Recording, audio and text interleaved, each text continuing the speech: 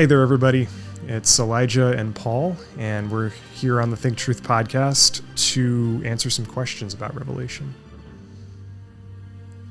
So we've been taking some time. This is the fourth podcast. We had 3 podcasts on Revelation, interpreting, applying, things like that, and a great one on the Mark of the Beast. And so this last episode is to answer some questions that you all have sent in. Some response to some of what we said, and also some other questions that we didn't really touch on before. So I think that should be good to get into that and be able to answer some questions. This has been so interesting for me to dig deeper into my understanding of what we call the end times, what we don't call the end times anymore. So yeah, really happy for this study. And I've been actually, even past some of the episodes, I've been really digging deeper into my understanding of the book of Revelation, which has been great. So let's jump right into some of these questions. So one of them that we got was the question of postmillennialism, because Paul, you and I have talked some about kind of the prevailing view, which is premillennialism for the most part. Really in America, recently. Popularly recently in America, and not as much with younger people, but yeah, that's with all those caveats. Yeah. And also amillennialism, which is a rapidly growing sort of way of looking at Revelation, which the most common view in the history of the church. Okay, also historical. Yeah. But so let's talk about postmillennialism, which is... So just to kind of differentiate them for our Let's listeners. do that first of all, yeah.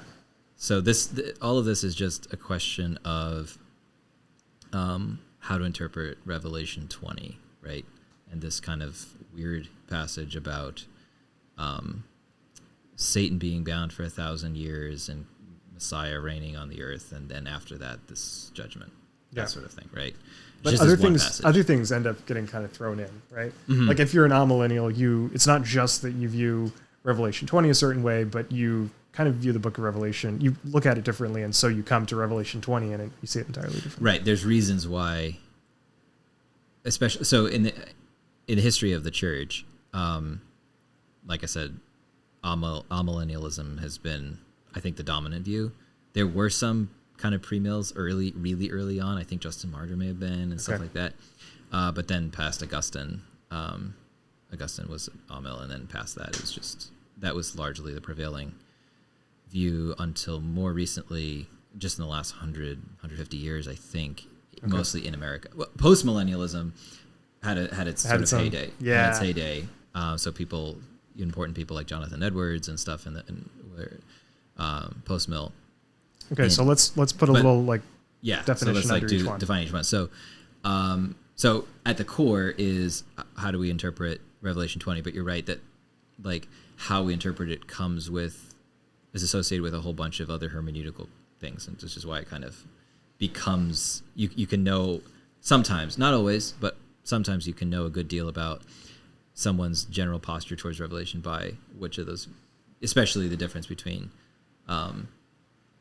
pre-mill and the other two. Mm-hmm. So premillennialism says that the 1,000 years is a long time, sometimes a literal 1,000 years, sometimes not, but I think usually typically it's probably a literal 1,000 years that it comes. Isn't that sort of the appeal of premillennialism? It's like, oh, this is the real literal. Well, yeah, we should get to that in a second, but so it's this period of time before the new heavens and new earth, mm-hmm. and before final judgment, where Jesus is reigning on the earth over a still fallen world, basically, right? And sort of this has often been linked to dispensationalism and rapture theology and things like that, mm-hmm. in part because I think this position comes out of wanting to read, this kind of impulse to read text, including Revelation, sort of literally, mm-hmm. right? And so your impulse is 1,000, so it's probably 1,000, right? Yeah. and it seems to happen before, and also reading Revelation more chronologically than maybe. So, yeah, obviously, you don't have to. I mean, I know people who are much more sensitive readers of Revelation who are still pre-mill. It's possible. Yeah. And then historically also pre-mill has often been associated more with this anticipation of an imminent like rapture and return of Christ and that sort of thing. And so, more of a pessimistic view of how the world could change and stuff like that. Because it's like at any moment Jesus is going to come back, and in some sense, like the world getting worse is actually a good sign in that sort of right. Yeah, it's that sort of pessimism right, that's exactly. like, oh my goodness, here we go. Yeah, exactly. So, and there's different types of premillennialism that historically and stuff that we don't get into, but those postures don't have to be linked to pre-mill. Like you could, just because someone's pre-mill doesn't say everything about them. Yeah. Post-mill, no, let's do amill, is making a certainly coming back now, in part because I think it is. I mean, I'll show my hand here. That's my camp, but it's more tends to be associated with reading Revelation as a symbolic, not literalistic, apocalyptic text. And so the expectation that that there's a lot of that when you see numbers and things, it's not supposed to be literal, and that sort of thing. And so amillennialism, despite the term meaning no millennium, it doesn't really say there's no millennium, but rather that this entire age, right? Is that sort of polemical in some ways to call it amillennial? I'm not sure. I'm not sure that it's meant. It's no sure if millennium means literal millennium, then yes, it sort of seems like sort of begs the question. I feel like, for sure. Of what is it?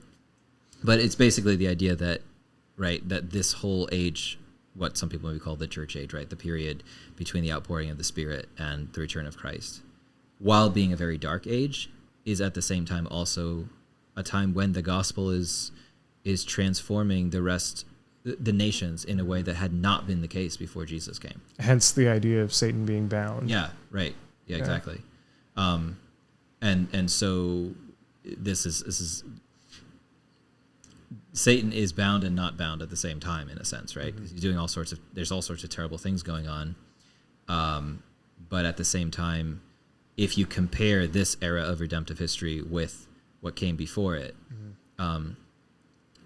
the nations, as I think, as Paul says in Acts, right, that in the previous time, people kind of the nations just sort of groped along, following their idols, but now God commands everywhere Jesus to repent. So that's kind of more that, and that side of things, and then we come to post-mill, right, which kind of stereotypically is the view taken by people who are natural optimists, right? But that's a stereotype. That's not. But it has this idea of optimism because of the idea that maybe the church actually has a role in bringing about the second coming of the Lord, and so perhaps, first of all, postmillennials share with amillennials this view of the millennium, which is it's the church age, right? In the sense of it's our job to bring in increasingly the kingdom, right? And that Christ's return happens sort of in a time when the world has been largely transformed by the power of the gospel. So while in some sense, yes, the world is evil and getting worse, but in another sense, at least if someday Christ will triumph on earth, not by some radical disjunction with the present world, but by the impact of Christians and the Spirit kind of working through the centuries or whatever. So if amillennials have been, I just feel like every time I say that it sounds strange. I feel like it shouldn't it be like amillennialists? Amillennialists. I think so. Because otherwise it's like Yeah, I'm thinking about like my neighbors. Exactly, like your 25, millennials. Yeah. 30. Anyway, yeah. So if Augustine and many of the church fathers and stuff were amillennialists, and premillennialists are dominant among a certain time period in the United States more recently, what sort of is the typical postmillennialist? Historically, I think, so again, people like Jonathan Edwards, I think John Owen, some of the Puritans, maybe that era where maybe Christianity seemed ascendant, right? And culture, it was easier to picture the world and society as going in a positive direction. But then, of course, that overlapped somewhat with this like giant missionary expansion across the world too, right? Yeah. Yes. Some of that came maybe at the tail, in the latter part of that, probably in the 1800s, right? Yeah, true. Although a good amount of that was fueled by premillennialist thought too. That if Jesus is later on, if Jesus is going to come back at any moment, we need to finish the job, right? So, and then maybe that Jesus can't come back until we get to a certain place or whatever. So I think a lot of that kind of optimism about the way Christianity was impacting society, I think largely got dashed. Come when did it World stop? War I. I think was it actually World War I? I think World War I did have a pretty big impact. Yeah, that's fascinating. And then, of course, after World War II, it's that really. But I think if I'm right, some of those wars, really did take some sort of a toll on it. That's interesting. So, there are also. Sorry, go ahead. No, there are postmillennialists still around for sure. Yeah. And in some way, it's attractive, right? Because of some of the posture, the attitude that goes often associated with it. In the sense that we have a part to play, right?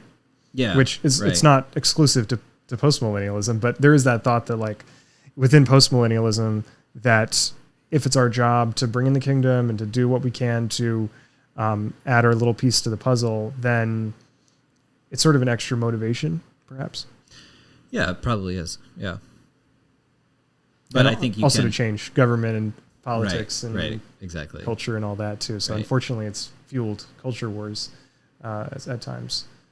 Right. So that's kind of those. So in a nutshell, why would you say you're not a postmillennialist as opposed to what you are? Just because my personality is natural pessimist. Yeah, I couldn't be a postmill if I tried. That's true. Yeah. No, it's because I think that you can't choose a position based on which one you find most attractive. Yeah, for sure. Right. You have to choose one based on what you think how do you think the texts work? So. And you feel like it doesn't work. Yeah, I don't think there's a number of reasons. For one thing, I don't think that Revelation, one chapter in Revelation is going to sort of produce this radically new and different understanding of sort of the future that we don't find anywhere else in the Bible. Yeah. I don't think that's the type of literature that Revelation is. And then I think that there are difficulties with all three views. So it's not like amillennialism is, there's no difficulties at all. But for me, I think that it handles the symbolism, the flow and structure of Revelation, and meshes with other parts of the New Testament. Yeah, on balance, better than the other two. But Yeah. Now, this is something that, like, if you're a certain age or older, you start freaking out, right? Because everyone was like, this was like a big point of debate and controversy, and people, broke fellowship over your view on the millennium, which seems crazy to us now. Yeah. But was it a sort of fundamentalist sort of controversy? Yeah. Well, fundamentalists are premill. Past a certain point, at least. Mm-hmm. Like the earliest ones, not necessarily, but but that became a very kind of a litmus test in a lot of ways, That's right? Because you were dispensationalist, you were premill, right? Sure. So, but I think the tendency then, like I think we've said on another episode, is for younger people to sort of go the opposite direction and be like, I just don't care, which is fine. I mean, it doesn't really matter, honestly, what view you take. It's not important. It doesn't matter in the sense of it's not salvific, doesn't impact church fellowship. Really, it doesn't. It doesn't impact much at all. But like, if it's interesting, and it's a part of reading this book. What you find in Revelation, right? You find what you're looking for, and if you're looking for the wrong sort of things, you won't find the spiritual comfort and encouragement that you're supposed to be finding in the book. Yeah, and there is something, I think, about recognizing that while this world is extremely dark, which is what most of Revelation is really talking about, right?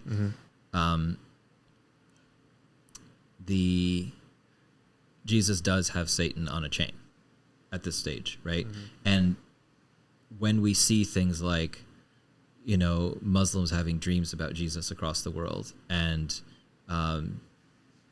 these great sort of outpourings of miraculous signs in various mission fields or whatnot, I think we can go to Revelation 20 and say, yeah, well, that's why, right? The moving of the Spirit is not limited to sort of ethnic Israel, right? It's as much as Satan would like to keep the nations blinded, right? He can't. I think that's a very encouraging thing for the church. Yeah. So great. Well, I think we should use that as a segue, since you mentioned dispensationalism and some of its impact historically, to talk about this question of Israel, because that kind of is one of the big parts of what dispensationalism is, right? It was a specific view on what is the difference between Israel as the people of God versus the church as the people of God, and what that ends up meaning for us. So one of the questions that we got is, what about the specific prophecies and the sorts? I think it already kind of begs the question of what kind of perspective you're taking on prophecy. But what about the specific prophecies given to the nation of Israel about possessing the land, about the borders of Israel being certain dimensions, about there being, I think about Ezekiel, I think it's Ezekiel 19 or 20, where it talks about the highway that runs through Israel with Assyria and Egypt. Oh, that's in Isaiah, yeah. Isaiah 12. I'm thinking 20, so it must be Isaiah 20. Maybe it's 20. Okay. Yeah. Places like that, which speak specifically about certain things that Israel's supposed to see. And dispensationalists are more likely to say, look, you can't explain them away. Right. They're just for Israel, and they haven't been fulfilled yet, and so that means we really should be looking for a ignited Israel, which we see in Israel today, which that a lot of people feel like that's an answer to prophecy. Yes, that's typical for dispensationalists to feel that way. Yeah. Yes. Right. And so, therefore, in some future scenario, Israel gets those promises fulfilled, and usually people would say that's in the millennium. So some people would say the church gets taken out of the picture, and then that's like Israel time. And other people would say the church is here ruling over Israel, and Israel's slowly coming to Christ again. Okay. And that's like the times of the Gentiles is over, and now it's the time for Israel. But yeah, what about those prophecies for Israel in terms of physical property, land? So this is obviously a big question that takes us all over the New Testament. But in a lot of ways, this is what the apostles have to wrestle with when they basically all of a sudden so there's so much in the Old Testament about Gentiles coming to share in Israel's blessings, right? And sometimes that stuff is pretty shocking because the material. So you have in the end of Isaiah the idea of God taking some from the nations as priests and Levites, right? And like this is like, you can't have like what does that mean, right? You can't. Actually, yeah. And Isaiah 20 is where the Lord in this prophecy says, I'm going to call Assyria My people. my inheritance or something, and Egypt my people, and Israel the work of my hands. Right. And Yeah. and so you're like, okay, well, what's going on? So even there in the prophets, sometimes it's just this idea that the Gentiles are going to benefit when Israel is restored. Sometimes it's this strange sense that, well, maybe the Gentiles will come to actually become part of God's people, Israel. Like Micah 2:3-4, where it says like the nations will flow up to the mountain of Israel and learn what it means to serve. Yeah, and so that sounds more like they're distinct still. But then if you're calling Assyria and Egypt my people, I mean, that's Israel language through and through. Or if you're saying, well, we can have Gentiles that are Levites, right? You can't even have not even all Israelites can be Levites, right? So it's really strange. Yeah.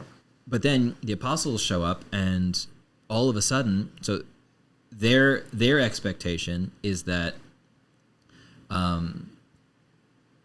at least past a certain point, probably, the ascension, their expectation is that this is going to impact the nations, but that the nations, if you want to become Jewish, you have to become Jewish, right? Then you're a Jew. If you undergo circumcision, you keep Torah, whatever, sure, you can be brought into that. But then, of course, the Spirit just sort of falls on Gentiles like Cornelius, and Peter is like, they're having their own Pentecost, so the outpouring of the Spirit was something that was promised to Israel, right? To God's people. And so if that's happening to people who aren't Israel and haven't even... It's like logical conclusion. Then that must mean that they are part of God's people. Yeah. Right? So there's this big... And then Paul works this out, a lot with his in his churches. But there is this real conclusion that what it means to be part of Israel is to be somebody who has been brought into the community, the new covenant, and is in submission to the Davidic king, to Israel's true king. So what makes you truly Israel? I mean, I think Paul says, hey, there is one people of God. It's this one olive branch thing in Romans 9-11, right? What does it mean to be part of that? Well, if you are an ethnic Israelite and yet don't submit to Israel's king, are you really part of Israel? Well, not really. I mean, you only so if you're part of the king. Well, you can be lopped off. But then what if somebody's not part of that branch but gets grafted in? So now this doesn't change the fact that there, I think Paul believes that there is still promises that God has to bring more ethnic Jewish people to faith back, to bring them back into the olive tree, right?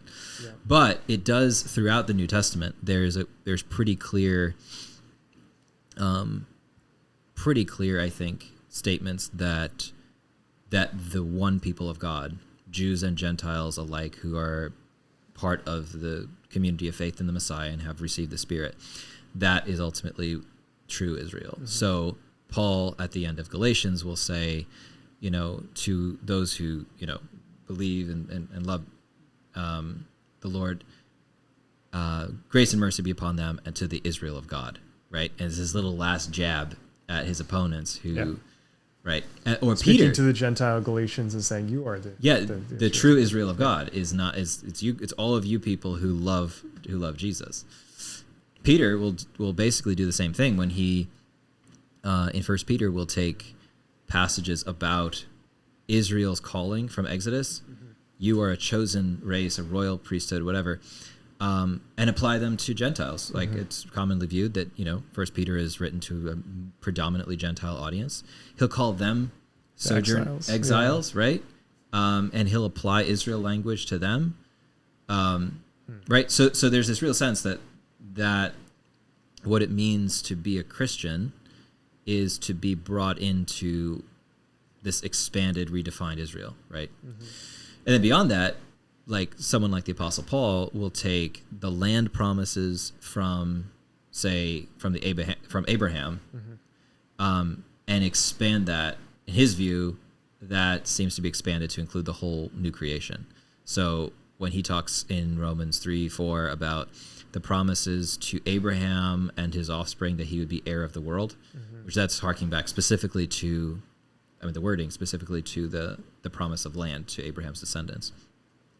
And he expands that to think of it as ultimately the inheritance of the world, which then, if you pair with Romans 8, you get the idea that this is the renewed creation. That's because that's the inheritance language shows up again, right? So there's this expansion. The New Testament authors seem to be expanding, understanding that the land promises to Israel are real and physical, and we shouldn't spiritualize them. Yeah. So I think some Christians, it all means something spiritually to the church now. Yeah, exactly. Or it's like, well, in the Old Testament it was an earthly kingdom, and now it's a spiritual kingdom. It's like, not really.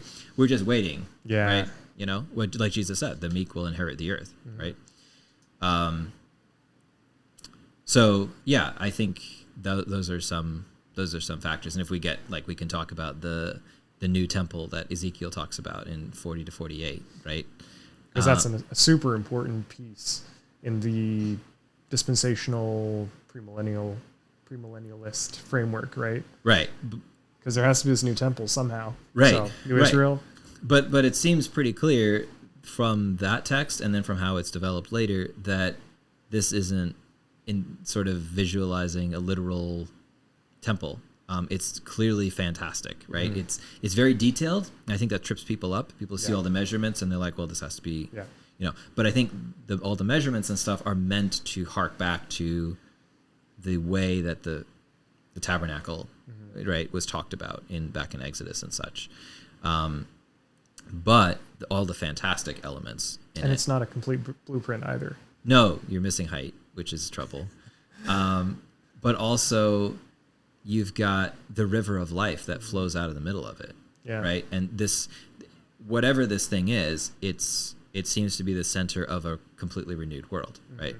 And then John in Revelation doesn't take that and say, oh, cool, there's going to be a new temple that looks like this. He takes elements specifically drawn from those passages when he talks about the New Jerusalem coming out down from heaven, from God out of heaven, which is also somehow the bride, which is also somehow seems to be the new creation.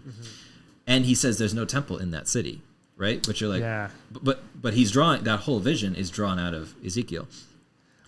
So all that to say, what about also, all that to say that the New Testament authors are working with a definition of Israel that is expanded to include everyone who has been swept into the promises given to Israel through Jesus and the Spirit. Yeah. And they're expanding promises like the land. They're not spiritualizing them, but they're expanding them to include sort of all a renewed world, I think.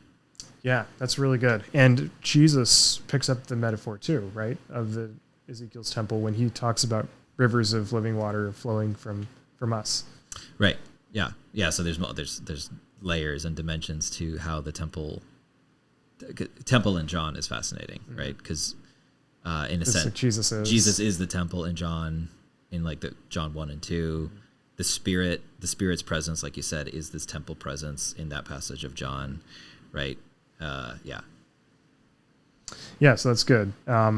So there's a real sense in which a, quote, simple, literal interpretation ends up being really more like simplistic and really missing the point of passages like, if you go there to Ezekiel 37, and going about the temple, and you're trying to figure out when this physical temple is going to be built, you miss the picture. Yeah, like you completely miss what's going on and how the apostles interpret it. Right.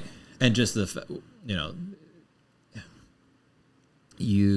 you say, you lose sight of the idea that these visions and these pictures are meant to show you in a different way the fact that God's going to come back and redeem his people. Like that's the point, right? Yeah. And it's not about dimensions and buildings and that's actually a very different idea of what prophecy is. Like prophecy as a sort of literal blueprint for things that are going to happen in the future versus prophecy as an evocative framework to put you in a certain, let's say, maybe state of mind is the wrong way to phrase it, but put you in a certain space where you can imagine in certain ways the coming picture of God's redemption in very hazy impressionist sort of ways. Right? But also ways that are tied through its imagery to the past, to how God has worked in the past. I think that's really good.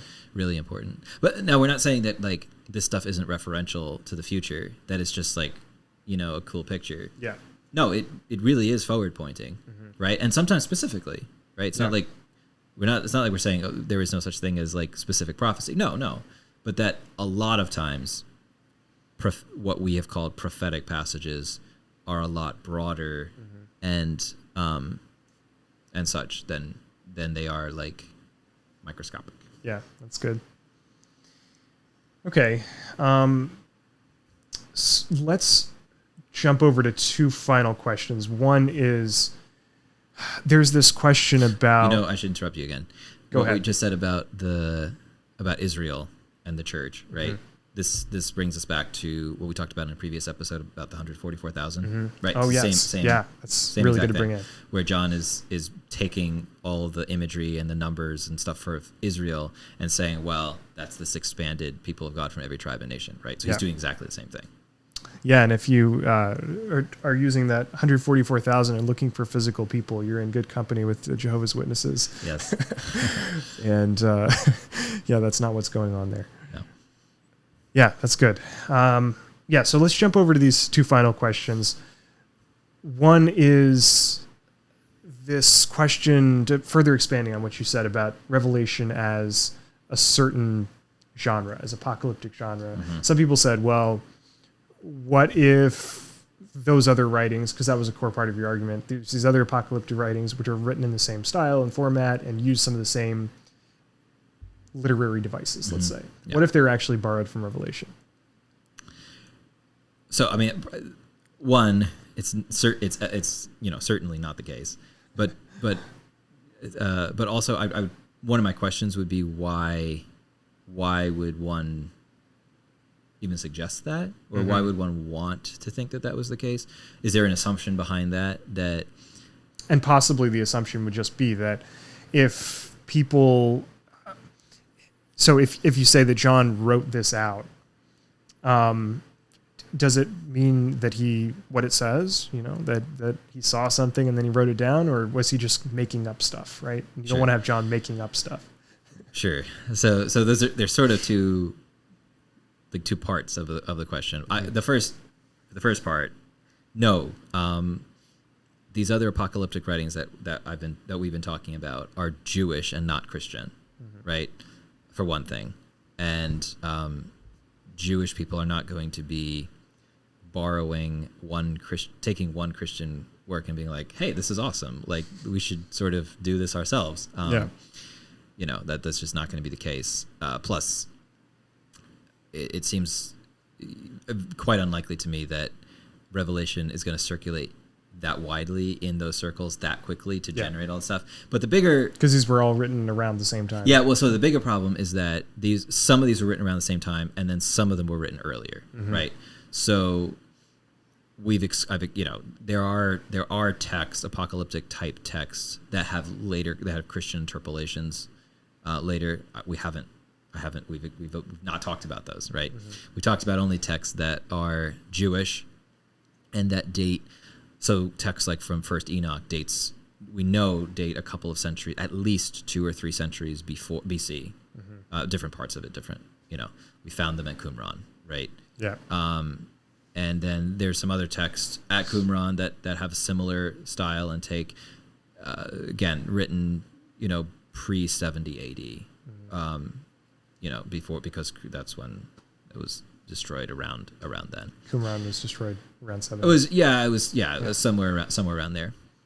And then some of these other texts that are written around 70 to 90 to 180, right around the time of Revelation. Again, some of them were written probably before. Some of them, if you date Revelation around 90 or so, which is the most common dating. And then there are some that are roughly contemporaneous. But again, these are Jewish documents, not Christian ones. So it's highly unlikely that they would be copying a Christian. No, I would say it's not. It's impossible. Okay. They all flow out of this. John writes in this way because he's Jewish, not the other way around, right? This is a common literary style that I think kind of stems back to Daniel, you know, and then texts like First Enoch have an influence, and you know, other texts, but it's a Jewish way. It's not the, but it's a Jewish way of writing, and that explains why John uses it, not the other way around. Okay, good. So then the second question, right? So what did he see? Right. Yeah. Right. So this kind of gets people nervous sometimes when we say, you know, John writes this book. He thinks about stuff. He organizes it this way. He alludes to things, because people, I think, are used to thinking about Revelation as John just like sees stuff and then he writes it down, right? So I think it's important to say, first off, that I do think that John had visions, right? I don't think that John was just sitting on Patmos and, like, you know, being like, wow, I wish I had Netflix so I could watch something, but instead I'll write something that's kind of, you know, sci-fi. No, definitely not. John, I think John did just like Ezekiel, right? So John's way of talking about visions and writing them down is maybe similar to what we see in the prophets sometimes. I think they had real visions, but seeing pictures doesn't really tell you how to write them down, especially if they're pretty fantastic pictures. And so I think a couple of things. I think some of the visions he saw did for him in his own mind evoke stuff he was familiar with from Scripture, from the Old Testament. And then other things he probably sat and thought about for a long time. He had a lot of time on his hands, right? And structured the book in a way to record the visions he saw, and then his own authoritative kind of teaching or interpretation as an apostle on those things, right? Yeah. And putting them together. So no, I don't think it's made up that he didn't have it. No, I think he did have visions, but at the same time, we see John under the inspiration of the Spirit, recording those and elaborating on those and fleshing them out and connecting them to other parts of Scripture and using certain literary devices and features and whatnot that he believed would be a good way of conveying sort of the vision God had given him. Yeah, that's a good nuanced perspective, because it doesn't have to be one or the other. You don't have to have John making up stuff, right? Versus John, with his eyes sort closed, of dictation. Yeah. Well, yeah, exactly. No, definitely not. But I mean, sort of that goes for all sorts of kind of the rest of the Bible as well, right? The gospel writers, the same thing. They are writing what they heard or saw, but they're doing it selectively. They're doing it in a certain genre. They're doing it using a bunch of literary features and organization that they chose, and adding, connections and references to the Old Testament, whatever they, faithfully. But yeah. So I don't think it's an either or with John. Yeah, that's good. And I don't think we have to be nervous about seeing parallels between Revelation and other types of literature, right? Yeah. Yeah, I think people think like it's less inspired if there's a literary device used. Yeah, which is odd, because most of the Bible uses devices or techniques or whatever that we find in other literatures, and that shouldn't be surprising, especially as people who believe in an incarnation, right? Absolutely. So yeah. Good. All right. Last question. Actually, we sort of combined those questions, didn't we? We did. So that's great. That. So good. We appreciate your feedback and questions. It's always good to hear from our listeners and be able to ruminate about those things some more and talk about it. So thank you for your feedback. And this has been a great few podcasts here. Appreciate you coming on, Paul. Yep. It's fun to be here. All right. See you all next time.